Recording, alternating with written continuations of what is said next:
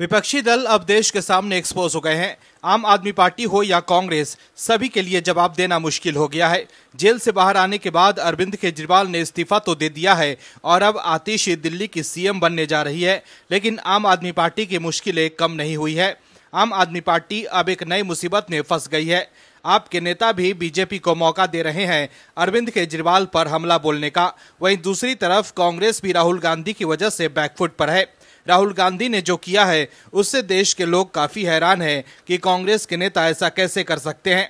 वहीं दूसरी तरफ कपिल सिब्बल और अभिषेक मनु सिंघवी जैसे विपक्षी वकील जो कर रहे हैं उससे भी लोग हैरान हैं, लेकिन उनकी दाल नहीं गल रही है और विपक्ष के नेता को बचाने के चक्कर में सुप्रीम कोर्ट में मुंह की खानी पड़ रही है।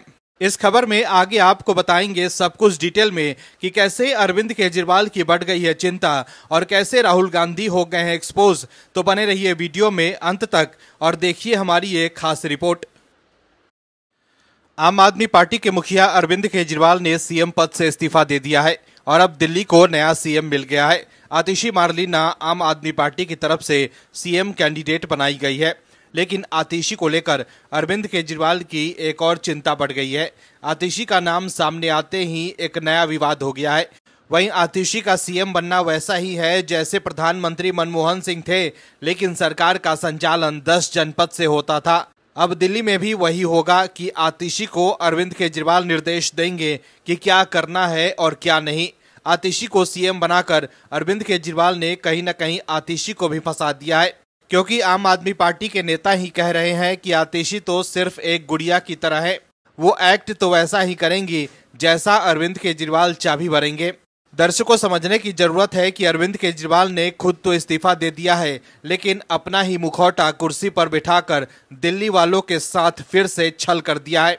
लेकिन अब आतिशी को लेकर ऐसी बात बाहर आई है जिससे अरविंद केजरीवाल की नींद उड़ गई होगी। दरअसल आतिशी के दिल्ली की सीएम बनने पर आम आदमी पार्टी के नेता जो बयान दे रहे हैं उससे कई सवाल उठ रहे हैं। आप नेता सौरभ भारद्वाज ने कहा है कि सीएम कोई भी बने, कुर्सी अरविंद केजरीवाल की है। आपके सभी नेता यही कह रहे हैं और आतिशी ने भी यही कहा है कि वो कुछ दिनों के लिए सीएम बन रही है। उन्हें बिल्कुल भी खुशी नहीं हो रही है कि वो सीएम बन रही है। मतलब साफ है कि ये आम आदमी पार्टी का एक ड्रामा है। सुप्रीम कोर्ट के फैसले की वजह से अरविंद केजरीवाल इस्तीफा देने के लिए मजबूर हुए हैं, क्योंकि सुप्रीम कोर्ट ने अरविंद केजरीवाल पर सीएम दफ्तर जाने पर भी रोक लगा दी थी। इसके अलावा वो फाइल पर साइन भी नहीं कर सकते थे। ऐसे में अरविंद केजरीवाल सिर्फ नाम के सीएम बनकर रह गए थे। वहीं अब आतिशी के सीएम बनने पर उनकी ही पार्टी से काफी कड़ी प्रतिक्रिया आई है।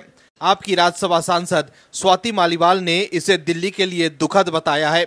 उन्होंने एक्स पर लिखा है, दिल्ली की मुख्यमंत्री एक ऐसी महिला को बनाया जा रहा है जिसके परिवार ने आतंकवादी अफजल गुरु को फांसी से बचाने की लंबी लड़ाई लड़ी।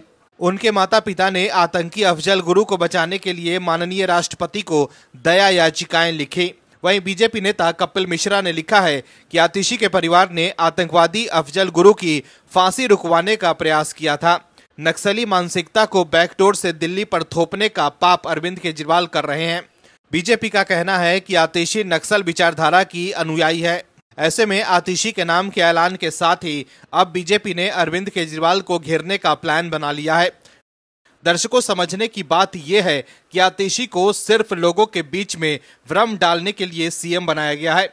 आपके नेता ये कोशिश कर रहे हैं कि लोगों को ये लगे कि अरविंद केजरीवाल के ऊपर भ्रष्टाचार के आरोप लगे और उन्होंने अपनी कुर्सी को ठोकर मारकर साइड कर दी। दर्शकों, समझने की जरूरत यह भी है कि अरविंद केजरीवाल ने एक नया तरह का प्रपंच रचा है, लेकिन बीजेपी ने ऐसा प्रहार किया है जिससे आम आदमी पार्टी की पोल पट्टी खुल गई है। अब बीजेपी ने आतिशी को अरविंद केजरीवाल की कठपुतली दिखा पोस्टर वाला हमला किया है। दिल्ली बीजेपी ने अपने आधिकारिक एक्स हैंडल पर एक तस्वीर शेयर की है जिसमें कैप्शन में दिल्ली के कठपुतली मुख्यमंत्री लिखा है। वहीं दूसरी तरफ आपने भी आतिशी को अस्थायी सीएम बताया है। बीजेपी द्वारा पोस्ट की गई इस तस्वीर में अरविंद केजरीवाल और आतिशी को देखा जा सकता है। तस्वीर में आतिशी को कठपुतली के तौर पर पेश किया गया है। वहीं अरविंद केजरीवाल की उंगलियों में धागे बंधे हुए हैं जो आतिशी से जुड़े हुए हैं। तस्वीर के बैकग्राउंड में समुद्र और बादल दिखाए गए हैं। इस तस्वीर के जरिए बीजेपी ने अरविंद केजरीवाल पर बड़ा हमला बोला है। वहीं आप नेता सौरभ भारद्वाज का एक बयान भी काफी सुर्खियों में है। सौरभ भारद्वाज ने कहा था कि ये बात कोई मायने नहीं रखता कि कौन मुख्यमंत्री की कुर्सी पर बैठेगा, क्योंकि मैंडेट अरविंद केजरीवाल का है। जनता ने अरविंद केजरीवाल को चुना है। उन्होंने कह दिया कि जब तक जनता मुझे दोबारा नहीं चुनेगी, मैं सीएम की कुर्सी पर नहीं बैठूंगा। तो इस 5 साल कुर्सी अरविंद केजरीवाल की ही है, आने वाले 5 साल में भी होगी। जब तक चुनाव नहीं होता तब तक हम में से कोई एक साथी उस कुर्सी पर बैठेगा। ऐसे बैठेगा जैसे भरत भगवान राम के सिंहासन पर खुद न बैठकर उनकी खड़ाऊं रखकर शासन चलाएगा। लेकिन सौरभ भारद्वाज के इस बयान को बीजेपी ने अरविंद केजरीवाल के खिलाफ बड़ा हथियार बना लिया है। इधर सौरभ भारद्वाज ने ये बयान दिया और उधर बीजेपी ने इसे लपक लिया। मीडिया चैनलों पर बैठे बीजेपी प्रवक्ताओं ने तुरंत सौरभ भारद्वाज के इस बयान के आधार पर आम आदमी पार्टी को घेरना शुरू कर दिया। इस बीच जब आतिशी के नाम का ऐलान किया गया तो इससे पहले कि आम आदमी पार्टी ये कहकर माइलेज लेने की कोशिश करती कि उन्होंने एक महिला को मुख्यमंत्री बनाया है, बीजेपी ने सौरभ भारद्वाज को कोट करते हुए कहना शुरू कर दिया कि वो एक डमी सीएम है। वहीं जब आतिशी मीडिया के सामने आई तो आतिशी का कहना था कि वो इस जिम्मेदारी से खुश तो हैं, लेकिन उन्हें इसका भारी गम भी है कि अरविंद केजरीवाल सीएम नहीं रहेंगे। दर्शकों, आप खुद ही सोचिए, जो दिल्ली जैसे अहम प्रदेश की मुख्यमंत्री बनने जा रही हैं, वो खुलकर ये कह नहीं सकती कि हाँ अब वो कमान संभालने जा रही हैं। वो कह रही हैं कि दिल्ली का एक ही मुख्यमंत्री है और उसका नाम है अरविंद केजरीवाल। ऐसे में आप समझ सकते हैं कि आम आदमी पार्टी ने एक तरह का नया प्रपंच रचा है जनता को ठगने के लिए। हालांकि आपके नेताओं के इन बयानों को हथियार बनाकर बीजेपी के नेता अब अरविंद केजरीवाल को घेर रहे हैं। कपिल सिब्बल और अभिषेक मनु सिंघवी देश के 2 ऐसे वकील हैं जो विपक्षी नेताओं को बचाने के लिए बार बार सुप्रीम कोर्ट पहुंच जाते हैं। सिंघवी और सिब्बल को सिर्फ विपक्षी नेताओं को कानूनी शिकंजे से बचाने से मतलब है, चाहे मामला कितना भी गंभीर क्यों न हो। ये दोनों वकील सुप्रीम कोर्ट पहुंच जाते हैं और जो दलील देते हैं उससे वो खुद घिर जाते हैं। कपिल सिब्बल ने इस बार एक ऐसा केस ले लिया है जिससे वो देश के सामने एक्सपोज हो गए हैं। वहीं इस बार सुप्रीम कोर्ट में सिब्बल की दाल नहीं गल रही है और सुप्रीम कोर्ट ने सिब्बल की क्लास लगा दी है। दर्शकों, कपिल सिब्बल के लिए अब देश के लोगों का सामना करना भी मुश्किल होता जा रहा है। कपिल सिब्बल अब समझ गए हैं कि देश में उनकी काफी फजीहत हो रही है। ऐसे में अब कपिल सिब्बल ये चाहते हैं कि सुनवाई के दौरान उनको लेकर कोई जानकारी लीक ना हो। दर्शकों, कपिल सिब्बल ने कहा है कि जो बंगाल की महिला डॉक्टर के साथ हुआ उसकी सुनवाई को गुप्त रखा जाए। वो शायद अपना सच छुपाना चाहते हैं कि दुनिया को ये पता न चल जाए कि वो कितनी मजबूती से गुनहगारों के पक्ष में और गुनहगारों को बचाने वाली सरकार के पक्ष में जोरदार पैरवी कर रहे हैं। दर्शकों, कपिल सिब्बल चाहते हैं कि उनकी आबरू बरकरार रहे और किसी को पता न चले कि वो काले कोट के पीछे क्या कारनामा कर रहे हैं। समझने की जरूरत ये भी है कि इस केस की शुरुआत से ही जैसे बयान कपिल सिब्बल की तरफ से आ रहे हैं, वो कहीं न कहीं ये बताने के लिए काफी है कि वो शुरू से ही चाह रहे हैं कि महिला डॉक्टर को पूरा और पर्याप्त न्याय न मिले। लेकिन इस बार कपिल सिब्बल को लेने के देने पर गए हैं और सीजेआई डीवाई चंद्रचूड़ के सख्ती के बाद वो कोर्ट के सामने मजबूर दिखे। दरअसल कपिल सिब्बल आरजी कर मेडिकल कॉलेज और अस्पताल में महिला डॉक्टर के बलात्कार और हत्या के मामले में पश्चिम बंगाल सरकार का प्रतिनिधित्व कर रहे हैं। उन्होंने आरजी कर अस्पताल मामले में सुप्रीम कोर्ट की कार्यवाही की लाइव स्ट्रीमिंग का विरोध किया है। कपिल सिब्बल ने कहा है कि 5 दशकों में बनाई गई प्रतिष्ठा लाइव स्ट्रीमिंग से नष्ट हो जाएगी। कपिल सिब्बल ने सुप्रीम कोर्ट से लाइव फीड को रोकने का आग्रह किया और शिकायत की कि इससे वकीलों की प्रतिष्ठा को नुकसान पहुंचा है और उन्हें धमकियां मिल रही है। कपिल सिब्बल ने कहा है कि भले ही वो आरोपितों का प्रतिनिधित्व नहीं कर रहे हैं, फिर भी उन्हें धमकियां मिल रही है। उन्होंने कोर्ट को सूचित किया है कि उनकी चैम्बर में महिला वकीलों को बलात्कार की धमकियां मिल रही है। कपिल सिब्बल ने सुप्रीम कोर्ट से कहा है कि ऐसे भावनात्मक प्रभाव वाले मामले की लाइव स्ट्रीमिंग गंभीर परिणाम उत्पन्न कर सकते हैं। हमारे पास 50 साल की प्रतिष्ठा दांव पर है। हम आरोपितों का प्रतिनिधित्व नहीं कर रहे हैं। मैंने कहाँ हंसी मजाक किया, ये अन्याय है। ये धमकियां अब मेरी चैम्बर की महिलाओं को प्रभावित कर रही हैं।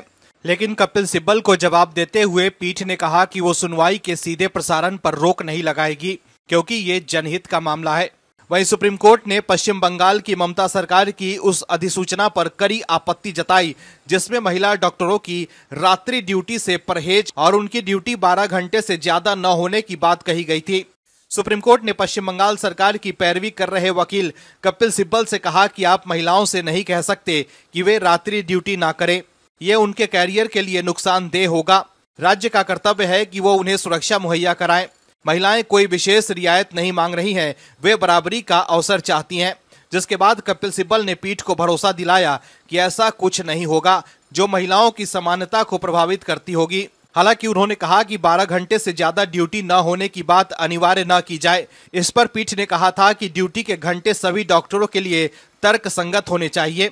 वहीं अस्पताल में डॉक्टरों की सुरक्षा सुनिश्चित करने के लिए सरकार द्वारा ठेके पर सुरक्षा कर्मी रखे जाने के निर्णय पर भी कोर्ट ने सवाल उठाया। चीफ जस्टिस DY चंद्रचूड़ ने कहा कि यहाँ पर मुद्दा डॉक्टरों की सुरक्षा का है।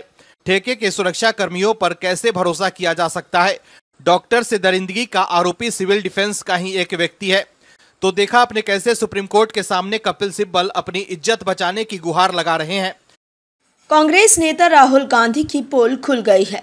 इस वीडियो में आगे जो हम आपको बताएंगे वो जानकर आप भी चौंक जाएंगे और सोचने पर मजबूर हो जाएंगे कि आखिर राहुल गांधी ऐसा क्यों करते हैं और क्या ऐसा करके राहुल गांधी कभी कांग्रेस को सत्ता में वापसी करवा भी पाएंगे। दोस्तों, कई बार लगता है कि राहुल गांधी विदेश यात्रा पर नहीं बल्कि बवाल यात्रा पर जाते हैं। राहुल गांधी विदेश जाते हैं और बवाल शुरू हो जाता है। राहुल गांधी लगता है कि वहां जाते ही इसलिए हैं कि भारत को बदनाम कर सकें और देश की राजनीति में बवाल खड़ा कर सकें। दोस्तों, राहुल गांधी को देश की सामाजिक व्यवस्था को लेकर हमेशा बखेड़ा खड़ा करते रहते हैं। दोस्तों, राहुल गांधी को समझने की ज़रूरत है कि भारत को लोकतंत्र की जननी कहा जाता है और भारत की आज़ादी कई वीर सपूतों के त्याग के बाद आई है और सस्ते राजनीतिक लाभ के लिए राहुल गांधी विदेशी धरती पर उसको अपमानित कर रहे हैं। दोस्तों, आज हम आपको बताने वाले हैं कि आखिर कब राहुल गांधी की विदेश यात्राओं से देश में बवाल कटा है। दरअसल कांग्रेस नेता राहुल गांधी विदेश जाकर देश को बदनाम करने का काम कर रहे हैं। राहुल गांधी विदेश में भारत की बुराई करते कई बार देखे गए हैं। राहुल ने वर्जीनिया के हरडाउन में एक कार्यक्रम में भारतीय प्रवासियों को संबोधित करते हुए भारत में धार्मिक स्वतंत्रता पर बात की। इस दौरान राहुल गांधी ने आरोप लगाया कि आरएसएस कुछ धर्मों, भाषाओं और समुदायों को अन्य की तुलना में कमतर मानता है। राहुल गांधी ने कहा कि सबसे पहले आपको ये समझना होगा कि लड़ाई किस बारे में है, लड़ाई राजनीति के बारे में नहीं है। राहुल ने दर्शकों के बीच बैठे एक सिख व्यक्ति से पूछा कि मेरे पगड़ीधारी भाई, आपका क्या नाम है? राहुल गांधी ने कहा कि लड़ाई इस बात की है कि क्या एक सिख को भारत में पगड़ी या कड़ा पहनने का अधिकार है या नहीं, या एक सिख के रूप में वो गुरुद्वारा जा सकते हैं या नहीं। लड़ाई इसी बात के लिए है और ये सिर्फ उनके लिए ही नहीं बल्कि सभी धर्मों के लिए है। बेरोजगारी का मुद्दा उठाते हुए राहुल गांधी ने कहा कि इस समस्या का सामना भारत और पश्चिम कर रहे हैं, चीन नहीं। उन्होंने टेक्सास विश्वविद्यालय में कहा कि पश्चिम में रोजगार की समस्या है, भारत में रोजगार की समस्या है, लेकिन दुनिया के कई देशों में रोजगार की समस्या नहीं है। राहुल गांधी के आरक्षण वाले बयान पर केंद्रीय मंत्री अमित शाह ने पलटवार किया। उन्होंने कहा कि राहुल गांधी ने एक बार फिर कांग्रेस के आरक्षण विरोधी चेहरे को सामने ला दिया है। अमित शाह ने कहा कि जब तक बीजेपी है तब तक ना तो कोई आरक्षण खत्म कर सकता है और न ही कोई देश की सुरक्षा से खिलवाड़ कर सकता है। वहीं मार्च 2023 में कांग्रेस नेता राहुल गांधी ने ब्रिटेन की यात्रा की थी। उस दौरान राहुल गांधी ने कहा था कि भारत में लोकतंत्र खतरे में है। राहुल ने खुद की जासूसी करवाने का आरोप भी भारत सरकार पर लगाया था। राहुल गांधी ने कहा था कि भारत के सभी संस्थान सरकार के कब्जे में हैं, मीडिया और न्यायालयों पर भी सरकार का नियंत्रण है। राहुल ने कहा था कि मोदी सरकार भारत में मीडिया का दमन कर रही है। कांग्रेस नेता राहुल गांधी ने लंदन में हाउस ऑफ पार्लियामेंट कॉम्प्लेक्स में ब्रिटिश सांसदों से कहा था कि हमारे यहाँ लोकसभा में अक्सर विपक्षी सदस्यों के माइक को बंद कर दिया जाता है। हालांकि बाद में राहुल गांधी ने सफाई दी कि उन्होंने कभी अपने देश का अपमान नहीं किया है और न ही ऐसा कभी करेंगे। 2022 में ब्रिटेन यात्रा के दौरान कांग्रेस सांसद ने कैम्ब्रिज यूनिवर्सिटी में छात्रों को संबोधित किया था।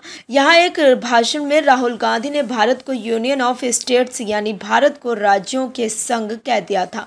इसके अलावा ब्रिटिश लेबर पार्टी के पूर्व प्रमुख और सांसद जेरेमी कॉर्बिन के साथ राहुल की मुलाकात से भारत में भी विवाद खड़ा हो गया था।